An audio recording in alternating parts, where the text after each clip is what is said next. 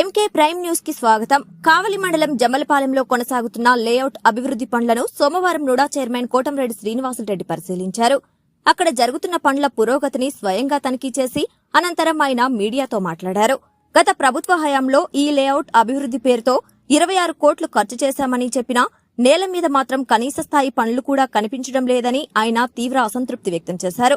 ప్రజల డబ్బును సక్రమంగా వినియోగించకుండా నిర్లక్ష్యంగా వ్యవహరించారని విమర్శించారు. ప్రస్తుతం పనులు వేగవంతంగా కొనసాగుతున్నాయని, వచ్చే 3 నెలల్లో లేఅవుట్ ని అన్ని అభివృద్ధి కార్యక్రమాలను పూర్తి చేసి ప్రజలు ఎలాంటి భయం లేకుండా ఇళ్ల నిర్మాణాలు చేపట్టేలా అన్ని సౌకర్యాలు కల్పిస్తామని హామీ ఇచ్చారు. అదేవిధంగా ప్రభుత్వ స్థలాల్లో అక్రమంగా లేఅవుట్లు వేయడం, అక్రమణలకు పాల్పడడం వంటి చర్యలను ఎట్టి పరిస్థితులలో సహించబోమని స్పష్టం చేశారు.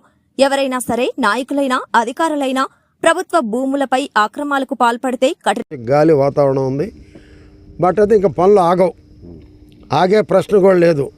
ఎందుకంటే ఎక్కడైతే తక్కువ రోడ్డు ఉందో ఆ ప్రాంతంలో కూడా మీరు ఇది కూడా ముందు 20 అడుగులు ఉందన్నారు. దాని పక్కన ఒకసారి వెంకటకృష్ణ నాకు చెప్పాడు, మా ముందు ఇస్తా అన్నాడు. కిషోర్ గారు అది కూడా మాట్లాడండి, మీరు అది కూడా ట్రై చేయండి. మీరు ట్రై చేసి నాతో ఫోన్లో మాట్లాడండి. ఇక్కడ రోజు కిషోర్ గారిని పట్టుకోండి, పార్టీ అధ్యక్షుడు ఉన్నారు కదా, అడగండి, మాట్లాడతాడు ఆయన. తప్పకుండా మీకు పని చేయాలని ఉంది. పార్టీ తెలుగుదేశం పార్టీ మీకు పని చేయాలని ఉంది. ఆ రోజు వైసీపీ వేసింది 26 కోట్లు బిల్లు తీసుకున్నారు. బట్ నాకు ఇక్కడేం పని కనపట్ల, కనీసం 10 కోట్ల పని కూడా కనపట్ల. మరి నాకే అసహ్యంగా ఉంది ఇక్కడికి వస్తుంటే. అదొక కాలువ ఎట్ట డిజైన్ చేశారు అర్థం కావట్లా. వాళ్ళు 26 కోట్లు తీసుకుని బిల్లు ఎత్తుకుని వెళ్ళిపోయారు. దాని మీద విజిలెన్స్ చేస్తున్నాం. ఎవరిని వదిలే ప్రశ్నే లేదు, ఎంతటి వారినైనా వదిలే ప్రశ్నే లేదు.